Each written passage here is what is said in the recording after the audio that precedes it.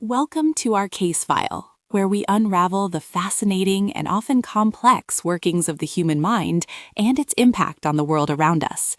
Today, we're diving deep into a topic that touches the very core of justice, the mistaken identification. It's a quiet crisis, one that profoundly impacts individual lives and the integrity of our legal systems. Imagine this.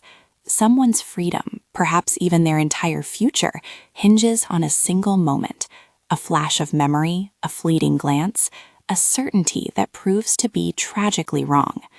Mistaken identification, particularly when it comes to eyewitness testimony, isn't just a legal footnote. It's the single leading cause of wrongful convictions across the nation. A staggering 70%. The human cost of these errors is immense. Many individuals have endured prolonged incarceration, their lives irrevocably altered, all due to a mistaken identification.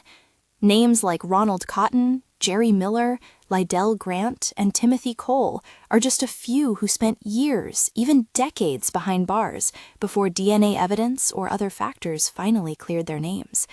And let's not forget the eyewitnesses themselves. Often victims of traumatic events, they genuinely believe they are helping justice prevail, only to later discover they mistakenly identified an innocent person, a heavy burden to carry. Of course, many entities are working tirelessly on this issue. Law enforcement agencies are on the front lines, and their procedures directly impact identification reliability. But critically, organizations like the Innocence Project have been instrumental in shining a light on this problem, highlighting eyewitness misidentification as the primary factor in DNA exonerations. Legal professionals, researchers, and psychologists are all part of this complex ecosystem, striving for greater accuracy and fairness. Despite the growing scientific consensus on memory fallibility, the issue remains riddled with controversies. One of the biggest paradoxes is that while scientific evidence overwhelmingly points to the unreliability of eyewitness testimony in certain situations, it remains remarkably persuasive to judges and juries. That confident witness on the stand can be incredibly convincing, even if their memory is flawed. This leads to debates about our current legal safeguards. Are mechanisms like cross-examination, jury selection, and specific jury instructions truly effective in educating jurors about the nuances of eyewitness fallibility?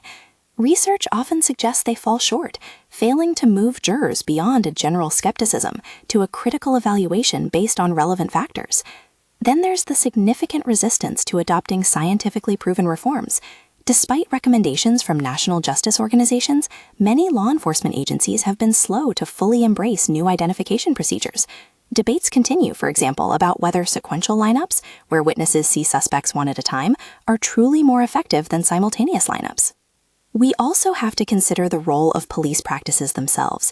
Even unintentional cues from a lineup administrator, a subtle nod or a brief pause, can subtly suggest an identification. And while show-ups, where a suspect is immediately presented to a witness shortly after a crime, can be useful for timely apprehension, they are also highly suggestive and fraught with potential for error. Striking the right balance between the urgency of public safety and the meticulous procedures required for accurate identification is a constant tension. Looking ahead, the path to addressing mistaken identification requires navigating these persistent challenges. The gap between what science understands about memory and how that understanding is applied in practice is a fundamental hurdle. We need to ensure that when expert testimony on eyewitness identification is presented, it genuinely enhances a juror's sensitivity, their ability to truly weigh the evidence critically, rather than simply leading to a general distrust of all eyewitness accounts. Effectively addressing biases like cross-racial identification and continuing to advocate for the widespread adoption of scientifically informed procedures will be crucial.